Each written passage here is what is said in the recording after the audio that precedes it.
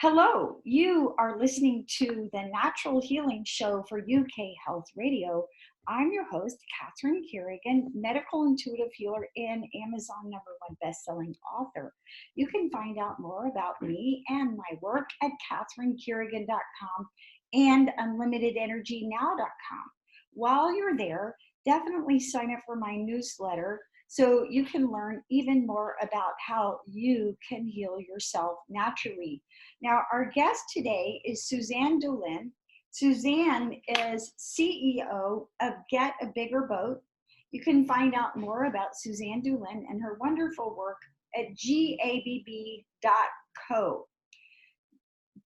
Suzanne Doolin helps holistic practitioners create online courses. And she and I created a course called 8 Minutes to Inner Peace, which has a lot to talk about the book that we're going to be talking about. So welcome, Suzanne Doolin. Hi, thank you. Now, today we're going to be talking about my 9th book, which is the Little Book of Breathwork. The Little Book of Breathwork is my 9th book and my 7th Amazon #1 best-selling author. And Suzanne and I met years ago. We were both studying with Eric Schiffman, who's a well-known master yogi. And I've taught yoga for 24 years. Suzanne has taught for 20 years. We both practice pranayama, and that's what we're going to be talking about today. So, Suzanne, can you help me talk to everybody about the Little Book of Breathwork? Yes, definitely. And thank you so much for having me here to do this. I feel really honored. So this is a little bit of a flip because today I'm interviewing you instead of you interviewing me, just to make it clear to everybody why I'm asking the questions and you're answering them, which is not the way it's on your show. So first of all, we're going to just start out. I wanted to know about this book. I learned about it when you started writing it, but I want to know a little bit about why did you write this book so that you can share that with the audience. Well, Suzanne Doolin, as you know, one of my books is called Banish the Blues Now. And that is about how to heal depression naturally. Actually, 2 of my 9 books are about how to heal depression naturally. My very first book was about that, and Banish the Blues Now is basically an update of my first book.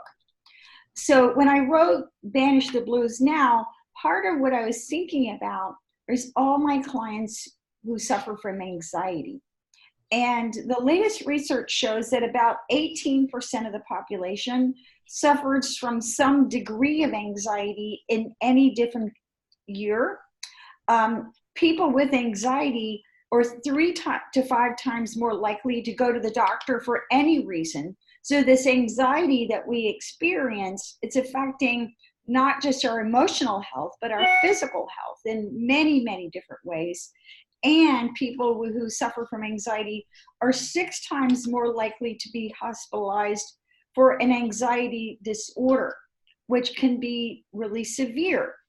And, you and I, Suzanne, are all about natural ways of healing. And certainly in my work as a medical intuitive healer, I'm all about natural healing. And that's what we are talking about here on the Natural Healing Show. And although many people definitely turn to medications, both legal and illegal, there's a lot of people just simply don't understand how powerful breath work can be. And yes. I know that when I feel anxious, one of the first things that I do is I turn to breath work, and I turn to the little routine that you and I made a course about called 8 Minutes to Inner Peace. So can you share for our audience about 8 Minutes to Inner Peace and where they can find that online course? Yeah. So the online course can be found at the website 8 Minutes to Inner Peace. So 8 Minutes to Inner Peace, with the only number being the number 8, .com. That's the landing page. And then you do click from there to purchase. You'll get access into the course.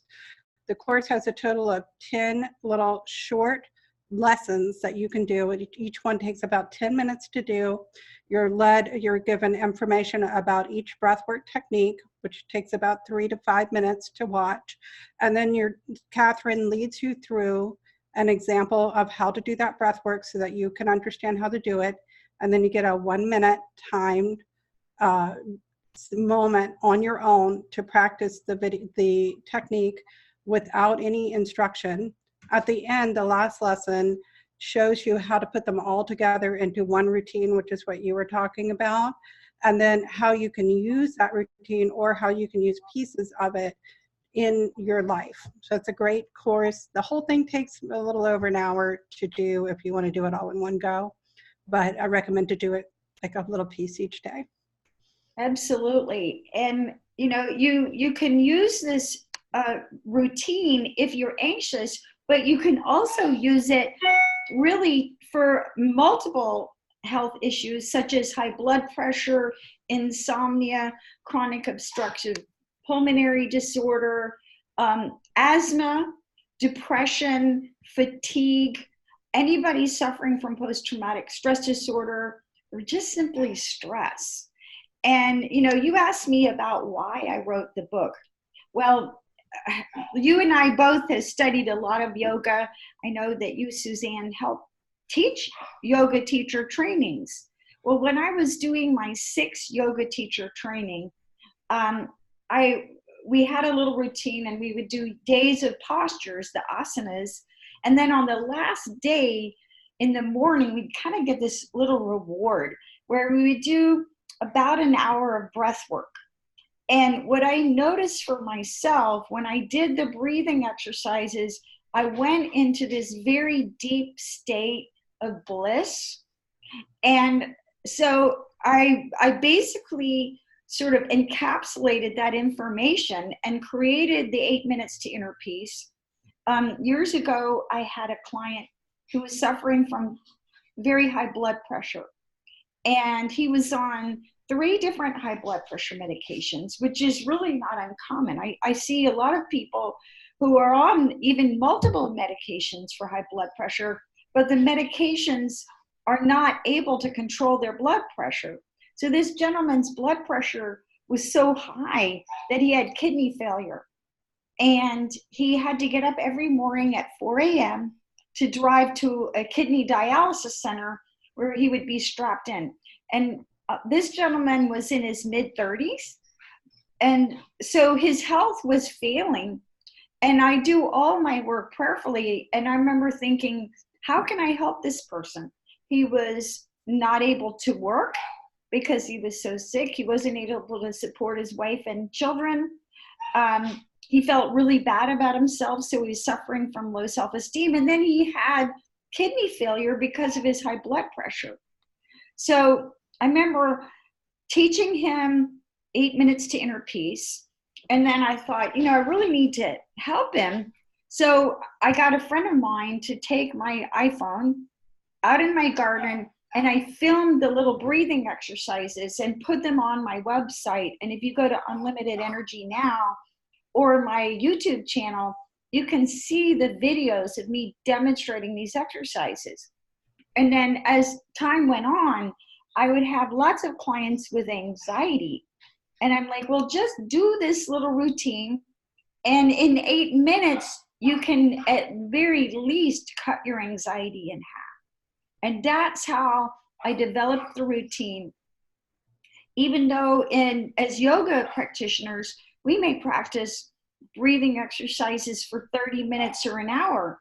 Well, people need to know that you can change the way you feel in a really quick period of time and dramatically cut your anxiety in half, at least in a matter of 8 minutes, right? Yes.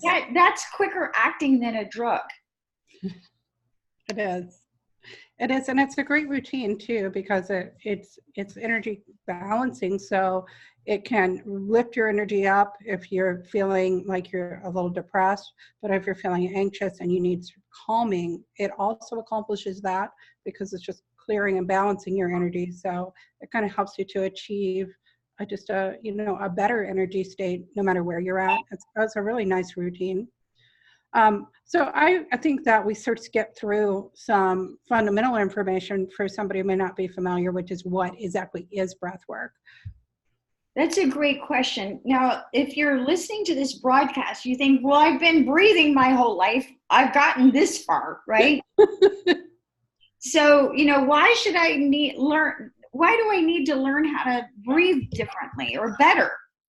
Well, first of all, I tell everybody, if you don't remember anything that I teach you right now today, except for this one thing, if you're breathing into your upper chest, you're stuck in the sympathetic side of your nervous system. So if you're breathing into your upper chest, you're stuck in stress. When you breathe into the belly, you're accessing the parasympathetic nervous system, which allows you to relax. So in a very quick manner of time, you can tell whether or not you're stressed. So right now, if you're listening, just notice, am I breathing primarily into my upper chest? If you are, you're producing stress hormones. Or am I actually breathing all the way down into my belly? And if that's the case, then you're relaxing and you're turning on your natural healing chemicals inside.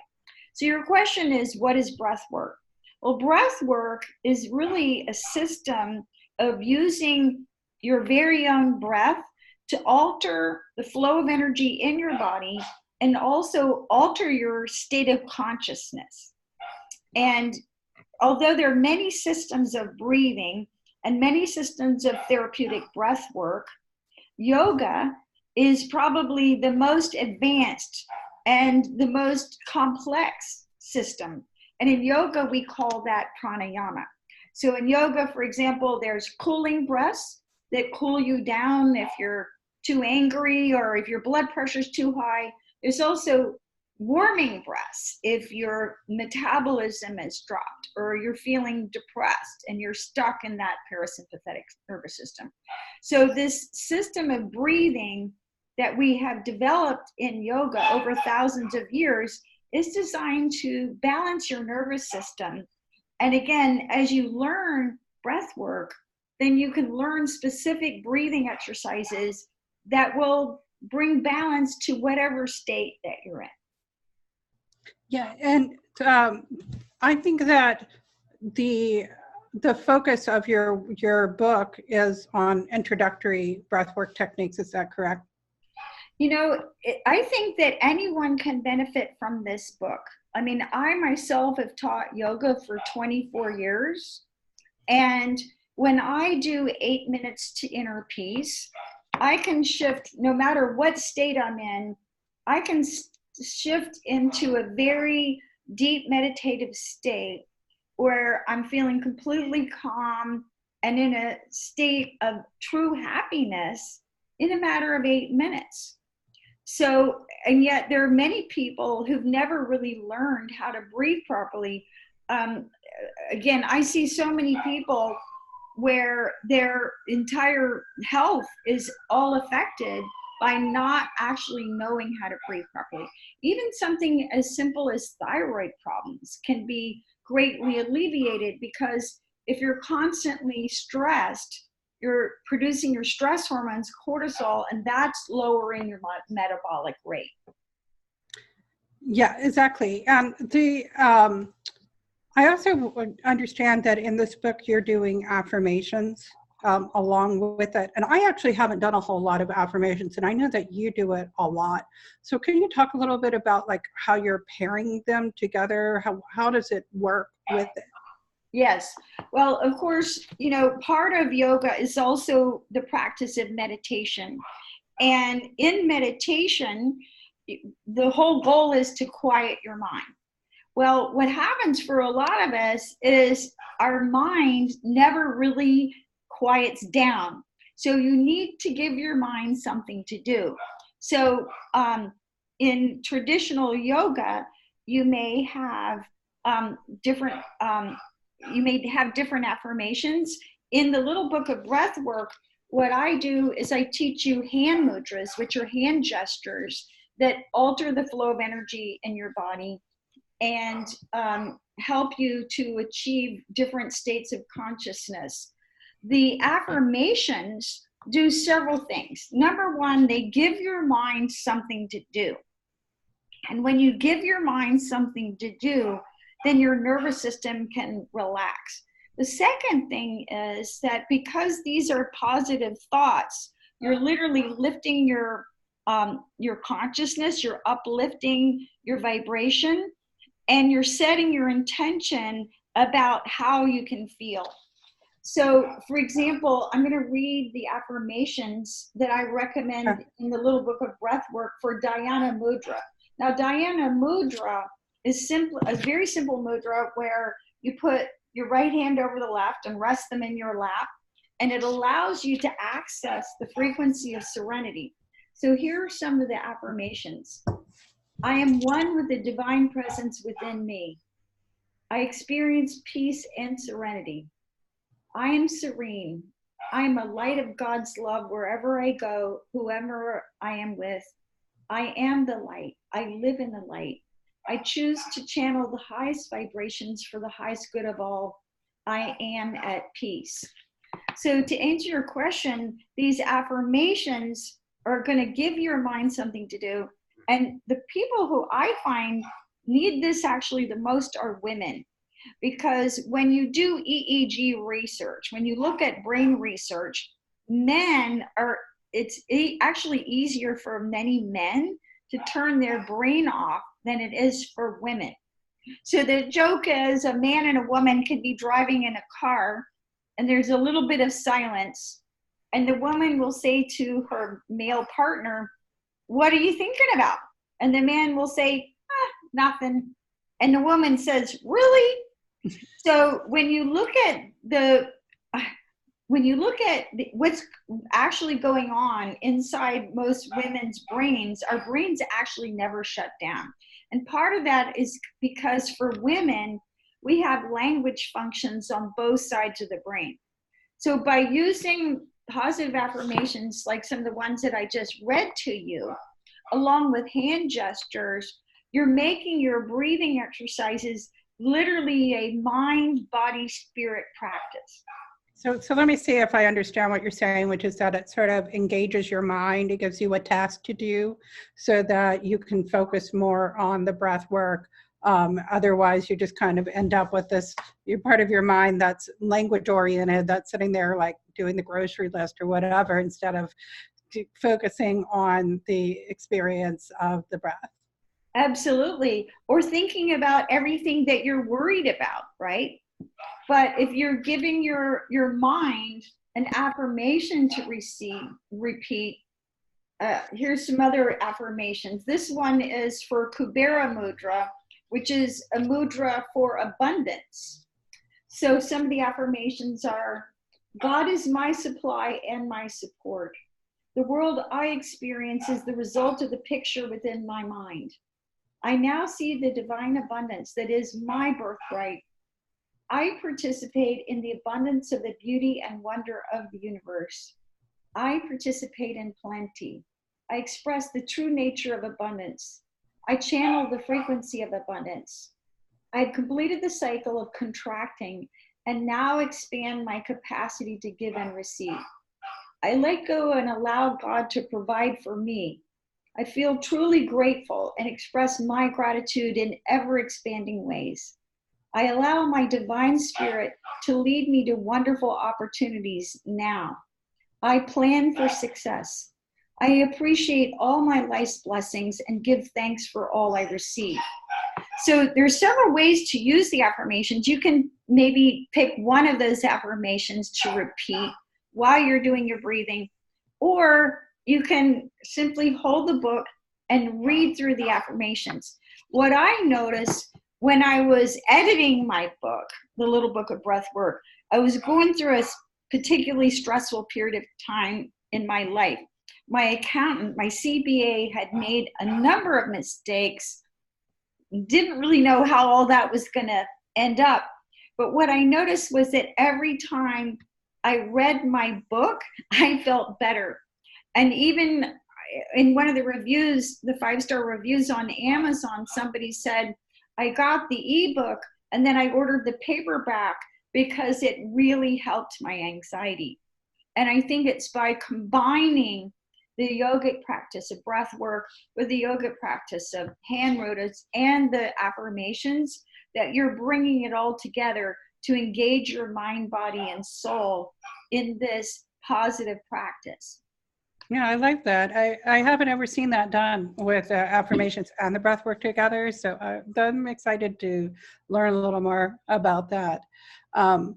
You know, this issue of anxiety, when you introduced me, you talked about the fact that, you know, I produce e-learning, and when we've been doing research on what's coming up, like over and over and over again, we're hearing from people who are suffering from anxiety, and we're kind of hearing it on a lot of different levels, like people who have it at a very, you know, generalized anxiety level, all the way to people who like cannot leave their homes because they're just crippled by anxiety, or people who are having panic attacks. So I think it's an issue that's on a lot of people's minds right now, and that it's affecting a lot of people right now. So it's nice to have some little tools that people can use. I know that one of the things that's nice about the 8 minutes to inner peace and about the breath work that you show is that there are things that you can do when you're out and about.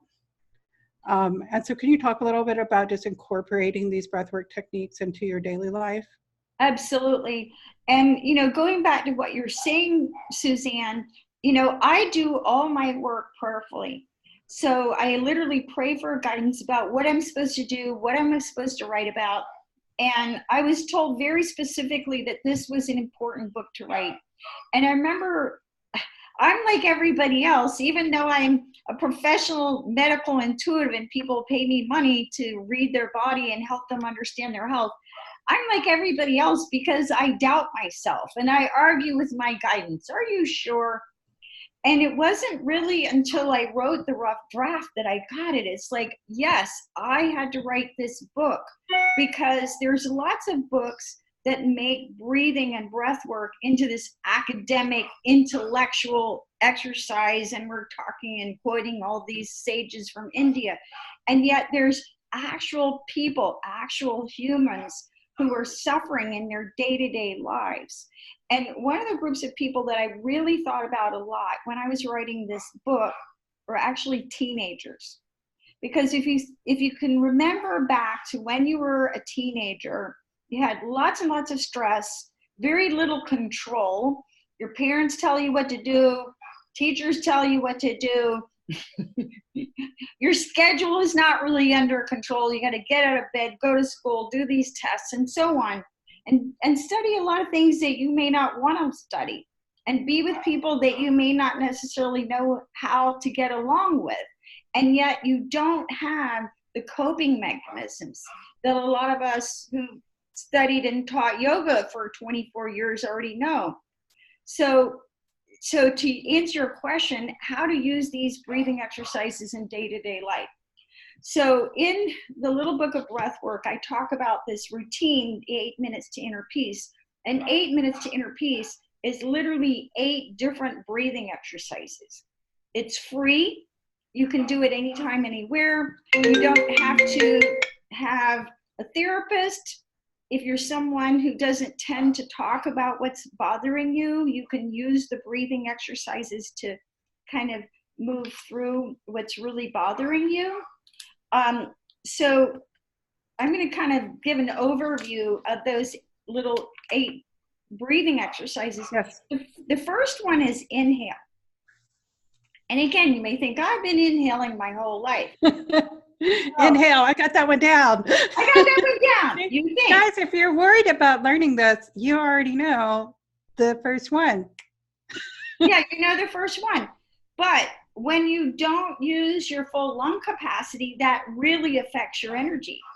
And I know when I'm teaching yoga, sometimes I'll say, allow your inhale to be the first stretch of the day. So really lengthening your inhale, because when you lengthen your inhale, you're bringing oxygen way down to the cellular level. Now, believe it or not, a lot of people do not exhale properly. And if you don't exhale properly, you're basically stuck in stress.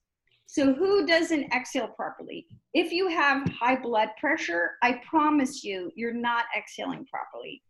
I used to have on my computer a little device from the Institute of Heart Math, and you could follow the EKG of people and watch how they breathe. And people who have high blood pressure, they inhale, and you're waiting for the exhale, and it doesn't really happen. So again, if you're chronically stressed, you're probably not exhaling properly. And you're stuck in that sympathetic side of your nervous system where your body's overproducing cortisol, and you're going to be tired but wired. So people with high blood pressure, people with chronic fatigue syndrome, a lot of times what's happening is they've been so stressed for so many years that their nervous system kind of goes into a deep collapse, and they're stuck in the parasympathetic nervous system.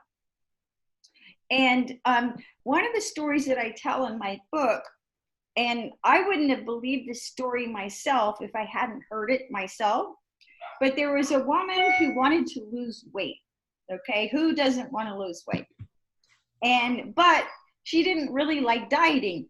Who really likes dieting? No one. I know I don't really like to diet. Okay, so, and she came to one of my yoga classes and heard me teach the breathing, and she actually listened to me.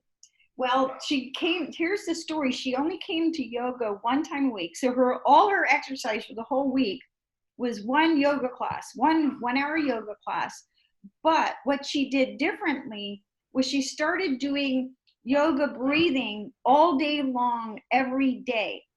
And she consciously made an equal length between her inhale and exhale. She lost 22 pounds in like 6 weeks doing breathing exercises. It's amazing. It's amazing. And, and you think, well, how is that possible? Well, first of all, when one of the breaths after exhaling is what's called circular breathing. And it's about getting an equal length between the inhale and exhale. When you have an equal length between your inhale and exhale, you literally balance your nervous system. You balance your hormonal system, which is going to balance your metabolism, literally. So you can bring your whole mind, body, and spirit into balance just by having an equal length between an inhale and exhale. And P.S., when you do circular breathing, that is one of the simplest ways to turn on the frequency of happiness and to just feel happy, right? So who doesn't want to feel happy? Then after the circular breathing, there's a breath called bellows breath. And when you do bellows breath, you're inhaling and exhaling from the solar plexus. Bellows breath is really great for moving through suppressed and deeply held emotions. So again, there's going to be times in life when we're stressed, or sometimes you know what you're stressed about. My boss was mean, my daughter yelled at me, my dog is barking too much. Sometimes you know what it is. But sometimes all you notice is my muscles are tight. I'm not breathing. I'm tired. My doctor tells me I have an illness. Right? That's such a good point, because I've dealt with that before, where sometimes it's not till after. I'll give you a great example of this. My daughter, after I gave birth to her, I realized that the whole almost 10 months of pregnancy, they say it's 9 months, but it's really almost 10, that I had been really worried about her health, that she was going to be okay. And it wasn't until she was born that I kind of got to exhale completely. And I realized, oh my God, she's safe. And and it was such a huge relief. I was like, I didn't even know it was so on my mind until I could put it off my mind. And I do think a lot of times that there can be things that are worrying us and stressing us out that we're just not even really consciously aware of how much they're affecting us. Absolutely. And when we do bellows breath, it allows you to move through those deep emotions at a really deep level. And I'm always pointing out to my client that the word emotion means energy in motion. And we really only get into trouble when you get stuck in those emotions. So, even though, those of us who listen to the Natural Healing Show, we know we need to be positive. We know we need to think positive thoughts and so on. And yet we're human. We're going to be mad. We're going to be sad. We're going to feel ashamed of ourselves. We're going to, crave sugar and all kinds of things, right? So it's part of the human experience to have these emotions. And when you do bellows breath in the next one, which is breath of fire, it allows you to just move through this deep emotional experience in a pretty rapid period of time without needing a therapist, without needing to talk about it. As wonderful as having somebody to talk to may be, as wonderful as having somebody like me to identify, you were 8 years old, this is what happened to you, this is the thoughts and feelings that you had, but you can move through it. And then the breath after bellows breath and breath of fire is alternate nostril breathing. Well, alternate nostril breathing will stop a panic attack. And, one of the stories that I tell in my book, one of my yoga students, one day she went to the bank and she was the manager for her family farm. So she goes to the bank tells her, oops, all the money in your family account is missing. Okay. So she started having a panic attack. She's like, oh my God, everybody's going to be so mad at me. They're going to decide it's all my fault, So she literally, she goes into this panic story, right? And starts hyperventilating. But then she had the presence of mind. It's like, wait, I know alternate nostril breathing. And she stopped her own panic attack in the bank. And so, again, having a tool like that, even if you were, if you had a CBD oil or your Xanax, I promise you, breath work can work faster than any of that. And well, I like that that kind of gets back to something that we talked about earlier, which is a little tool that you can use anywhere, where she was able to use that. Like here she was in the moment experiencing panic, and she was able to have something like instantly available to her. Like it wasn't like, oh, I left my pills in the car. Like you always have your breath with you. That's a great example of how portable it is. Yeah, and that same individual, a couple years after that, she was riding a horse. She was by herself, and this wild horse threw her off and broke her right arm. So she was by herself, her right arm was completely broken, and the wild horse had cornered her in a ring. And oh my Lord. So she was injured, she was panicked. What did she do? Yoga breathing. And, it's so important that we all have these tools, because there are going to be times when you are by yourself. There are going to be times when, other resources are not available, and all you have is yourself and your breath. And one of the things I also liked about these stories that you're telling, even though it's sort of sad to hear about like going through such a hard thing, is that I think often when we're going through hard things, we kind of wish that the hard things would go away. Like, oh, I really wish all this money would show back up in my bank account, or this horse would go away. But we don't have control over those things. And you can't really make the hard things go away. But the fact that you have a tool to cope with it, I just think that was really important to show that there are ways to deal with difficult things. And we have, even though we can't control whether they come and go, we still can control our reactions to them.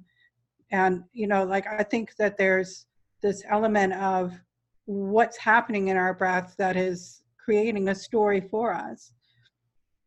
Yeah, that's very insightful, Suzanne Doolin. And, the thing is that when you can learn to literally breathe through what happens to you, what happens is that you literally expand your own personal capacity to handle life. Now, I myself am a highly sensitive person. I couldn't do what I do. I couldn't literally read people all over the world that I've never met or never seen seen them, never put my hands on them. I couldn't do that if I wasn't a highly sensitive person. And when you are a highly sensitive person, you have to become strong enough to handle your sensitivity. And one of the best ways to do that is actually with breathing. So the next breath after alternate nostril breathing is bumblebee breath. And as I mentioned, women especially have a really hard time turning off the mind chatter, right? Right. And I'm not a man, so I can't speak to the male perspective, but I do know brain research. And so bumblebee breath, that's probably my favorite because it allows you to literally turn off all that mind chatter. And you think, really? Is that possible? Absolutely. When you do bumblebee breath, it literally brings you into harmony with the frequency of the universe.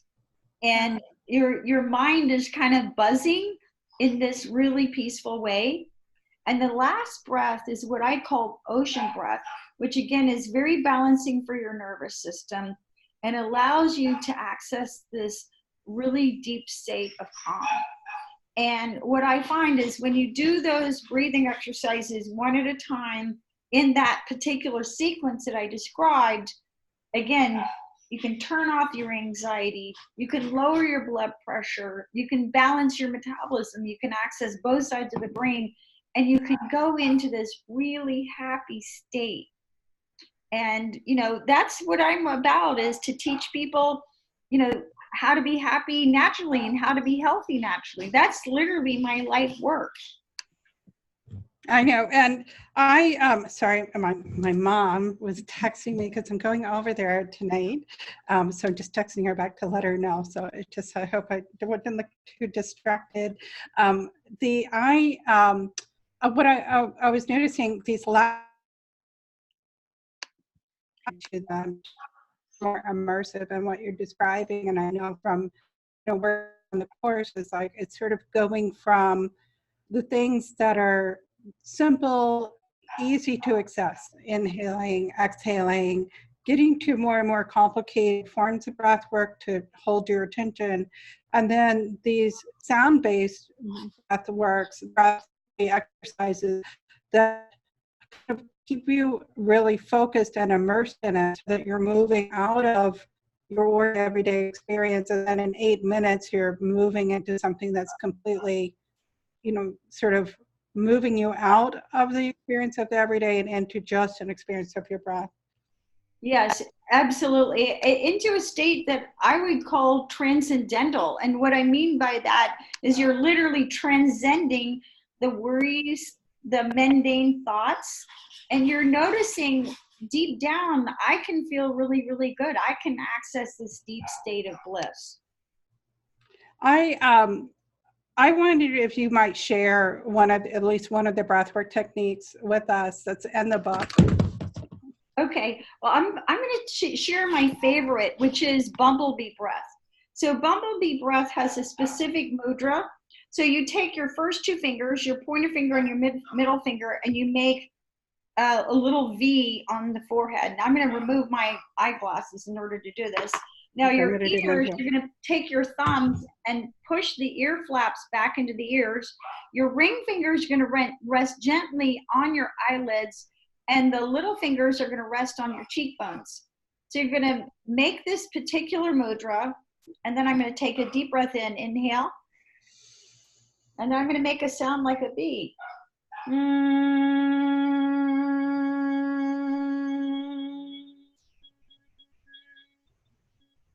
Now, your first reaction when you hear this may be to giggle outlandishly.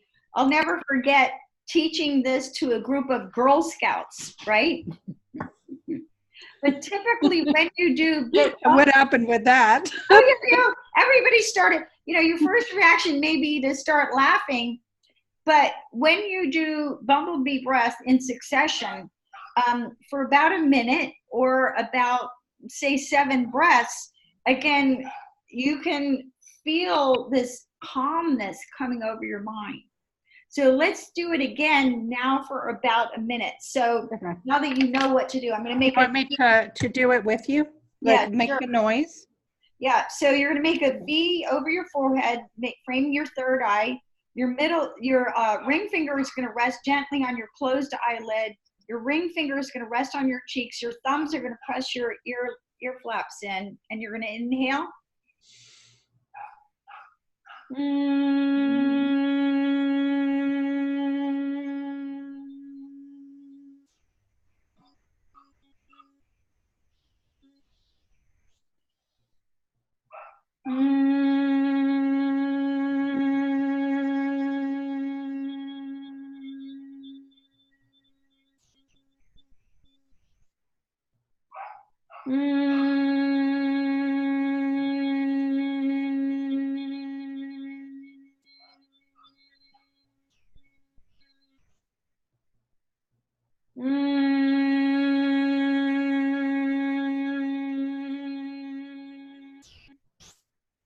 And then after the last one, just sit quietly and notice what's happening inside your brain.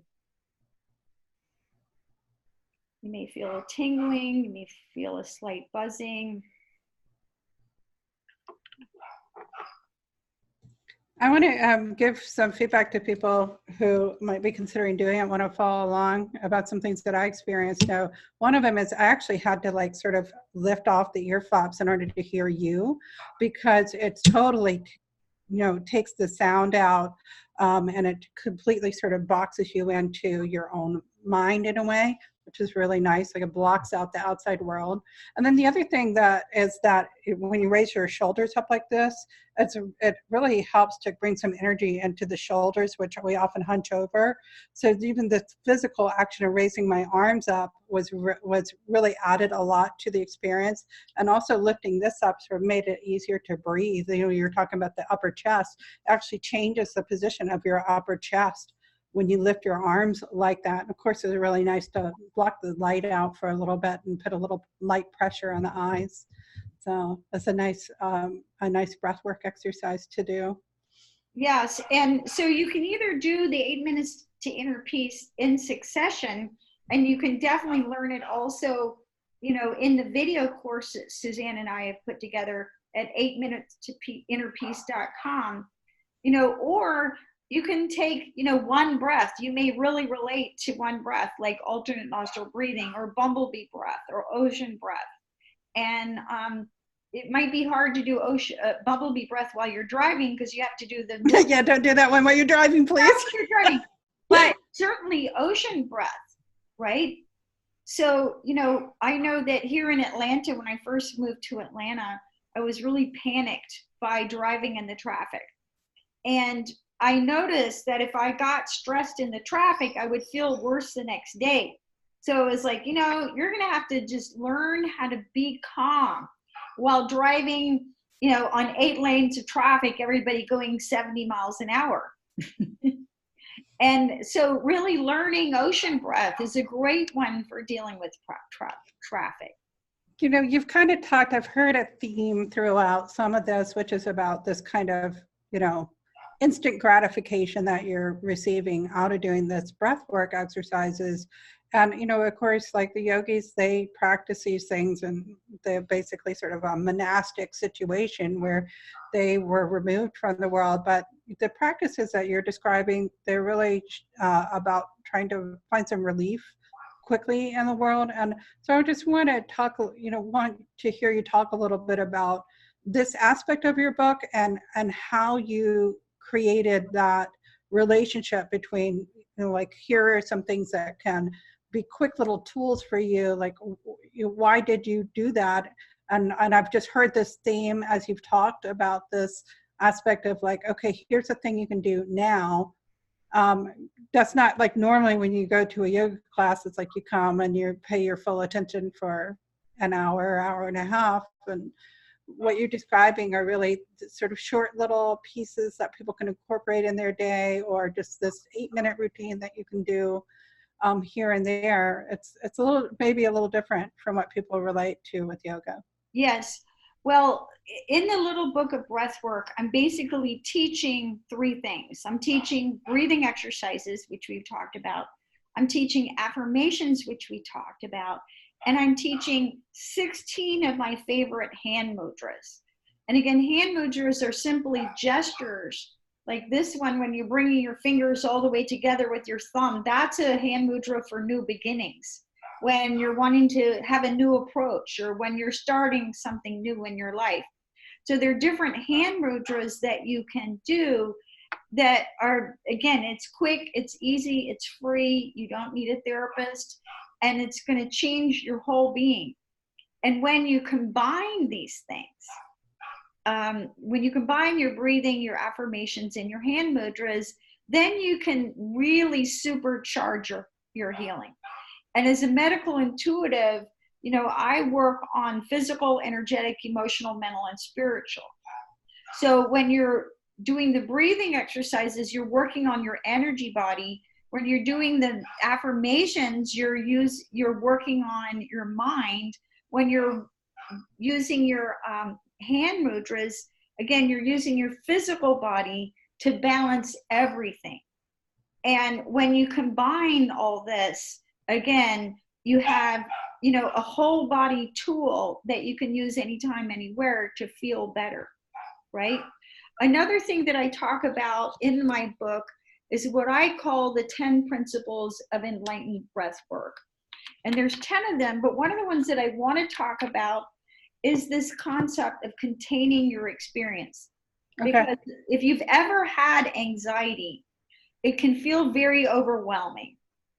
And if you've ever had a panic attack, part of it is you feel like you're losing control. Oh my God, this feeling of panic is going to, or an anxiety is going to take over me. Well, when you contain your experience, what I mean by that is you set a period of time, like I'm going to breathe for 5 minutes or 8 minutes or half an hour, whatever it is, and you allow yourself to literally move through the energy. And what you'll find is by containing your experience, you are allowing yourself to feel what you're actually feeling, what's really there, you know, the actual panic, the actual anxiety, but you're shifting out of it. And then you get up and you do something different. And again, it sounds like what you're saying is that you're recognizing it instead of like avoiding it and pushing it away. You're recognizing it, but you're also like limiting, because with the anxiety, it can kind of grow and grow and grow. And I think the fear is if you give into it, that, you know, either your choice is like to push it away so that you can function, but you're in a state of, you know, high stress, or to give into it. And then it's like, will it ever stop? You know, like, so it sounds like what you're describing is a way to say, okay, yes, I'm going to acknowledge it, but also I'm limiting how much I'll do that. What is the technique for doing that? Because I know a lot of people who have anxiety, it's like they sort of get looped into those anxious feelings. Absolutely. So it's really a way of feeling what's actually there, feeling how you really feel deep down, even if you don't want to acknowledge it publicly to anyone else, and then release it. So this is a yogic healing technique. So here's a way to contain your experience. So let's say you notice you're feeling anxious, or maybe you're feeling really mad, or you're feeling really sad, whatever it is, those so-called negative emotions that we try and avoid. And I have to say, when you try and avoid those negative emotions, you're pushing down that energy and you're suppressing it, which only makes it grow bigger. Right. So anyway, what you do is you set your intention to contain your experience, and you visualize a container. Your container could be a teacup. It could be a dumpster, like the city of Atlanta throws your garbage in and then you take it away. And you allow yourself to feel what you're really feeling so that it fills up the teacup or the dumpster. And when it feels full, you then do another visualization where you imagine just emptying it or letting it go. And while you're containing the experience, while you're feeling it, you're breathing deeply. And then when you're done and setting your intention to let it go, you get up and you do something different. You dance, you brush your teeth, you go for a walk, you call your friend, right? But by having those little intervals where you're feeling what you're really feeling, you again expand your ability to handle life, and you realize that you actually are strong enough to handle what God gives you. Suzanne DeLynn, I really appreciate you being here to talk to me about Thank you. the Little Book of Breathwork. I'm very proud of this book. Again, I want to tell you I'm proud of you for doing this. Like, it's an accomplishment to write so many books and to get them all into the Amazon bestseller status. Congratulations. Thank you. Now you can find out more about Suzanne DeLynn at her website, gabb.co. And you can find out more about how you can create an online course to tell everybody about what you do. This is Catherine Carrigan, medical intuitive healer, Amazon #1 best-selling author, and the author of the Little Book of Breathwork. And now that I've written this book, this beautiful little book, again, it brought me so much peace just to write it. So my hope is that you can use this book to help you find your own inner peace. Thank you so much for listening. You can find out more about me at catherinecarrigan.com and unlimitedenergynow.com. And remember, you have the capacity and the power to breathe through anything that happens to you. Thanks so much for listening, and we'll see you next time.